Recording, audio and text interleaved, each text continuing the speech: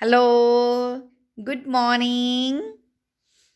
आज मैं फिर हाजिर हूँ एक कहानी के साथ। हमें कर्ज़ों का भुगतान करना ही पड़ता है। तो एक शाहूकार था, उसके पास बहुत पैसा था।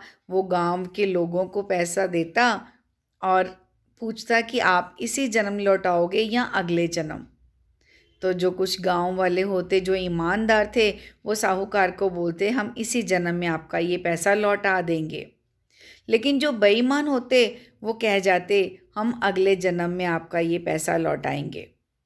अब वो सोचते कि हमने तो चालाकी की, ये साहूकार तो बुद्धू है, हमारी इसी बात पर विश्वास कर गया। इसी तरह साहूकार गांव के लोगों को जब भी कुछ पैसा उधार देता तो वो एक ही बात पूछता कि आप ये पैसा इसी जन्म में लौटाओगे या अगले जन्म। गांव के लोग इसी तरह करते।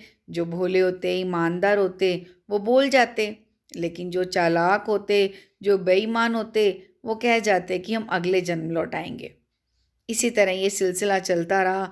तो एक दिन जो चोर था वो गांव में घुस आया। अब चोर ने सोचा कि आज मैं इससे साहूकार से पैसा लेने जाऊंगा। जब ये पैसा देने के लिए अपनी तिजोरी खोलेगा, मैं इसकी तिजोरी देख लूंगा और रात को इसकी तिजोरी को साफ कर दूंगा। अब जो चोर था वो साहूकार के पास गया। उसने कहा कि मुझे कुछ पैसा उधार चाहिए।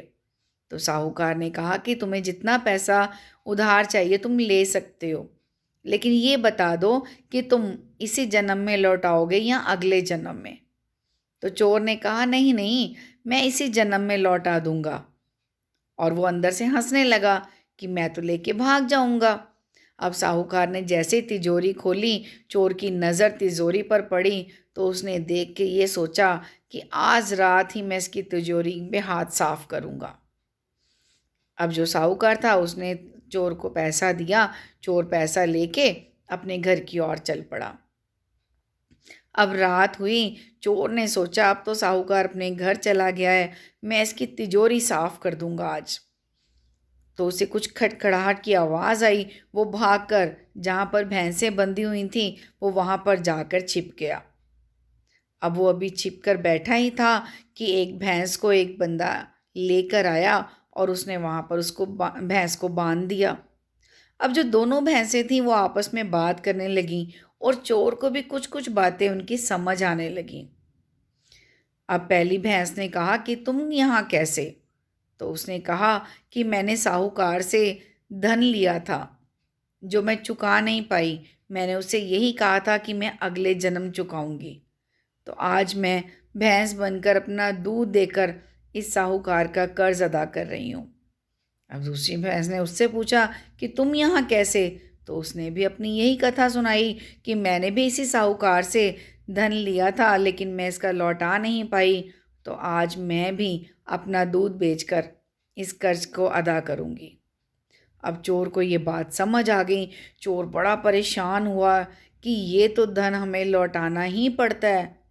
अब चोर जो था उसने अपनी सारी प्लानिंग चेंज करी और भगवान से माफ़ी मांगी और सुबह वो साहूकार के पास चला गया। उसने साहूकार को अपनी सारी बात सुनाई कि मैं इस तरह एक चोर हूँ, मैं तो आपके पास धन लेने आया था, मैंने तो रात को आपकी तिजोरी साफ़ करनी थी, लेकिन मैंने आपकी इन भैंसों की बात सुनी और मुझे समझ आ गया कि ये धन हमें किसी न किसी जन्म में तो चुकता करना ही पड़ता है।